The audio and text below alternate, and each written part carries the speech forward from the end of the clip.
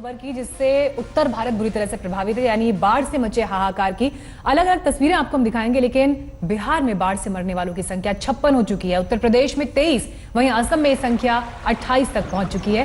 ये 3 तस्वीरें इन राज्यों से आप देख रहे हैं जहां पर लोग अपने घर छोड़ने को मजबूर हैं।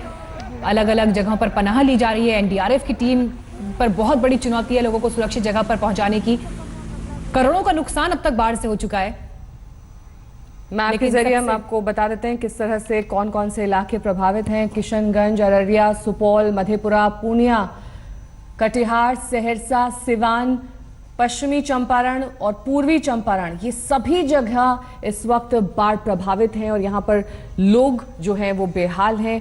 बाढ़ से जो हानि हुई है, जो क्षति हुई है, उनकी फसलों को, उनके घरों को लोग अब सुरक्षित जगहों पर कैसे पहुंचे, ये एक बड़ी चुनौती है। यूपी में कौन कौन सी जगह बाढ़ से प्रभावित है ये आपको मैप के जरिए दिखा देते हैं। बाराबंकी, गोरखपुर, बस्ती, महाराजगंज और देवरिया, ये सभी जगहों पर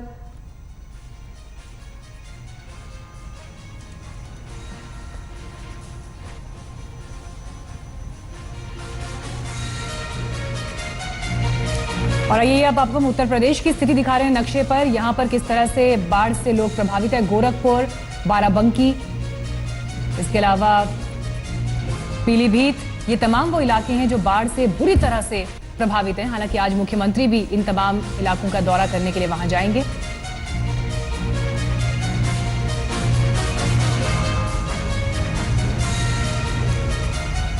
तो हमने आपको मैप के जरिए दिखाया कौन कौन से वो इलाके हैं जो बाढ़ से प्रभावित हैं। लेकिन इस वक्त बिहार में ग्राउंड रिपोर्ट किस तरह से है, वहां पर लोग किस तरह से जूझ रहे हैं, ये आप देखिए।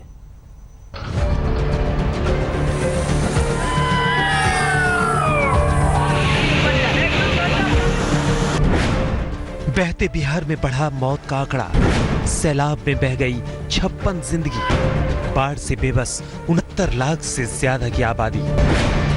सीएम नीतीश ने किया हवाई दौरा।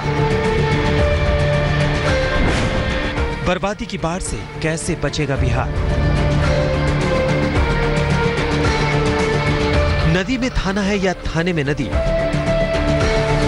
परिसर में खड़ी गाड़ियां पूरी तरह पानी में डूब चुकी हैं।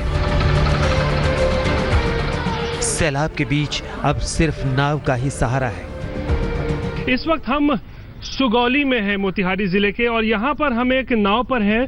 और आप भूल मत करिए कि हम किसी नदी में हैं, बल्कि हम सुगौली थाने के अंदर हैं। यानी कि थाने के अंदर आप देख सकते हैं किस तरीके से है वो पूरा यहाँ पानी भर चुका है। कमर भर पानी पूरे थाने में लगा हुआ है पिछले 2 दिनों से जो बारिश हो रही है। थाने में अब पुलिसकर्मी का नहीं बल्कि पानी की लहरों का पहरा है। क्या कुर्सी, क्या कागज, क्या कारागार और क्या थानाध्यक्ष का कमरा, सब जगह बाढ़ की लहरें बह रही है।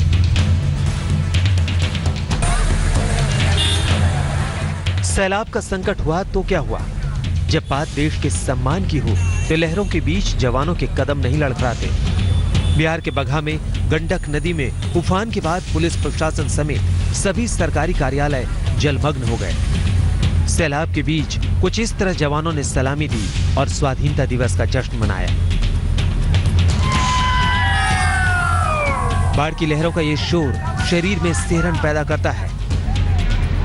विनाशकारी बाढ़ से बिहार का कटिहार करा रहा है।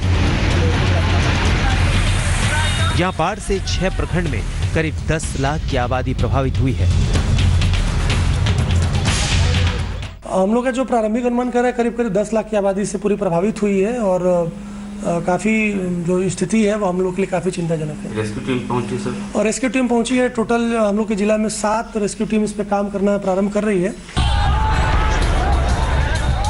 बिहार के सीतामढ़ी में सैलाब के बीच सड़कों पर संग्राम की तस्वीरें सामने आई हैं। यहाँ 2 स्कूली छात्र बाढ़ के पानी में बह गए, जिसके बाद लोगों ने पुलिस और प्रशासन को इसकी सूचना दी। लेकिन जब घंटों तक कोई नहीं पहुंचा तो लोगों के सब्र का बांध टूट पड़ा और सैलाब के बीच सड़कों पर संग्राम शुरू हो गया। सीतामढ़ी पर अभी संकट के बादल छटे नहीं हैं। अगले 48 घंटे भारी बारिश की चेतावनी जारी की गई है और जिले के सभी सरकारी और प्राइवेट स्कूलों को बंद रखने का आदेश दिया गया है। मुजफ्फरपुर में भी बाढ़ मुसीबत का सबब बनी हुई है। यहाँ भारी बारिश के बाद नदियां उफान पर हैं, जिससे 14 पंचायतों के 50 से ज्यादा गांव प्रलयकारी बाढ़ की चपेट में हैं। इस बीच सूबे के सीएम नीतीश कुमार ने बाढ़ग्रस्त इलाकों का दौरा किया और अधिकारियों के साथ बैठक कर उन्हें हर संभव कदम उठाने के आदेश दिए।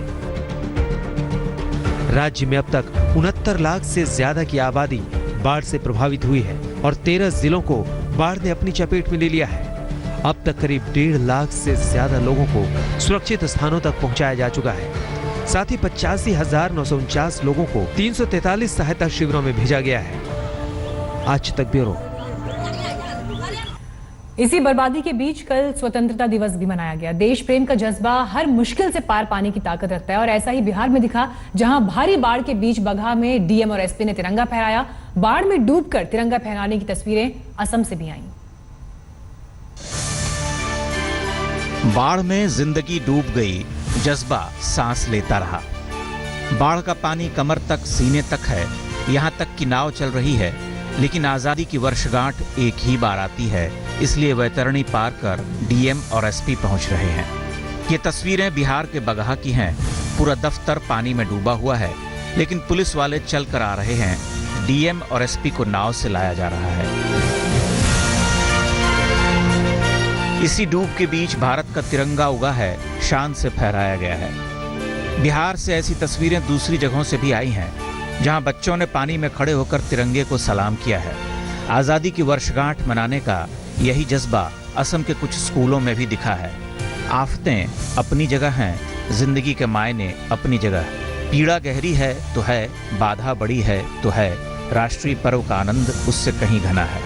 आज तक ब्यूरो।